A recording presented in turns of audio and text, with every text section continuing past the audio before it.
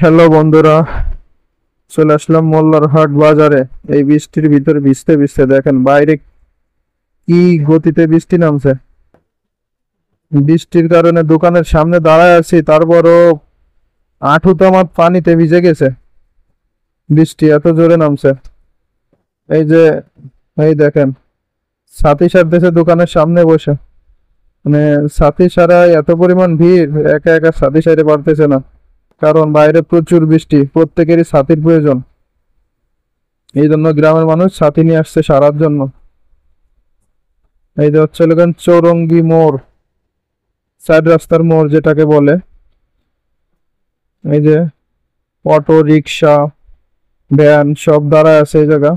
বৃষ্টিতে চলাফেরা করতে অসুবিধা হচ্ছে। আমিও তাই নিরিবিলি এক কোনায় দাঁড়ায় আছি, দাঁড়ায় দাঁড়ায় বাইরের বৃষ্টি ভিডিও করতেছি। এই দেখেন গাড়ি ঘোড়া সব রাস্তার কোলে এক সাইডে দাঁড়ায় আছে, চলতে পারছে না বৃষ্টির কারণে। এই যে ডিমের দোকান। এই যে চলে আসলাম পেঁয়াজুর দোকানে। আজকে আসার মূল কারণ, এই বৃষ্টির ভিতরে ভিজতে ভিজতে আসার মূল কারণ হচ্ছে এই পেঁয়াজু ভাজা খাওয়ার জন্য। অন্যথায় আমাদের আর কোনো কাজ ছিল না আজকে বাজারে। সেই 20 কিলোমিটার পথ আমাদের বাড়ি থেকেই বাজার, 20 কিলোমিটার দূরে, শুধু পেঁয়াজু ভাজা খাওয়ার জন্য চলে আসছি। অনেকে ভাবতে পারেন এত দূরে ভাই শুধু পেঁয়াজু ভাজা খাওয়ার জন্য গেছেন। আসলে শখটাই সবচেয়ে বড়। আর এই বৃষ্টির ভিতরে পেঁয়াজু ভাজা খাওয়ার মজাটাই অন্যরকম।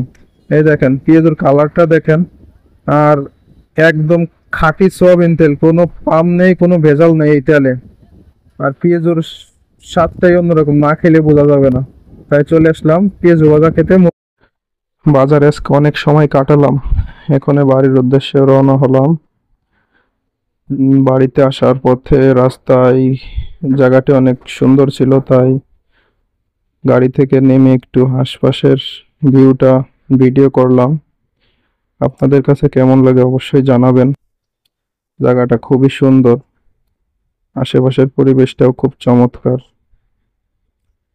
তাই এখানে দাঁড়িয়ে কিছুক্ষণ আমরা ছবি তুললাম এবং ছবি তোলা শেষে বাড়ির উদ্দেশ্যে রওনা দিলাম।